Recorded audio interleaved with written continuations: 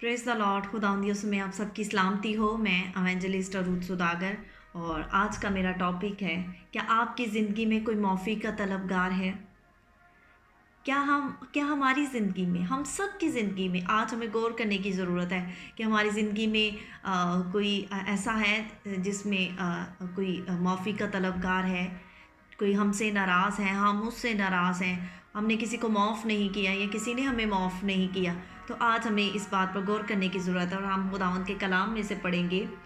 और इससे पहले कि मैं खुदावंद के कलाम में से पढ़ूँ, मैं आपके साथ छोटी सी एक स्टोरी को शेयर करना चाहूँगी जो अर्नेस्ट हेमिंग्वे की मुख्तसर कहानी है। वो बताते हैं कि एक बाप और उसके 9 उम्र बेटे की ये कहानी है जो स्पेन में रहते थे और उनमें काफ़ी जो है वो उनके तल्लुकात में कुशीदगी बढ़ गई और दूरियां बढ़ गई, जिसकी वजह से जो है उनका बेटा बागी हो गया और वो उनसे दूर हो गया।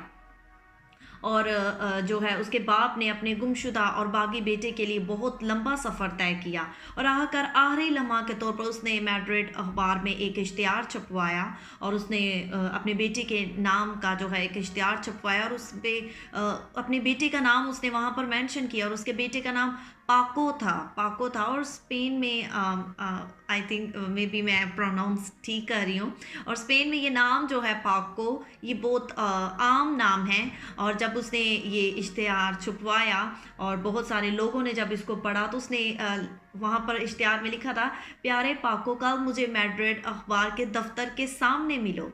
और ऐसा हुआ और उसने अपने बेटे को ऐसा लिखा और उसने उसमें ये भी लिखा कि सब माफ़ हुआ, मैं तुमसे मोहब्बत रखता हूँ और जो है मैं तुमसे मिलना चाहता हूँ। तो उसने अपने बेटे को ऐसा लिखा और दूसरे रोज़ मैड्रिड अखबार के दफ्तर के सामने 800 की तादाद में पाको खड़े थे, पाको मौजूद थे, क्योंकि वो सब माफ़ी के तलबगार थे।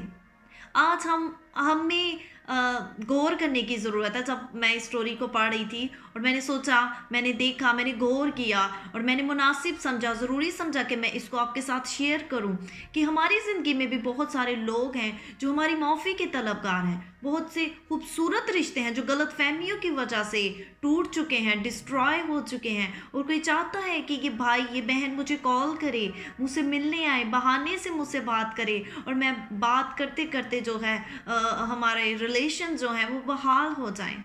जब हम ये साया 43 चैप्टर उसकी 25 और 26 वर्स में पढ़ते हैं तो लिखा है कि मैं ही वो हूँ जो अपने नाम की खातिर तेरे गुनाहों को मिटाता हूँ और मैं तेरी खताओं को याद नहीं रखूँगा। मुझे याद दिला, हम आपस में बहस करें, अपना हाल बयान कर, ताकि तू सादिक ठहरे। आमीन।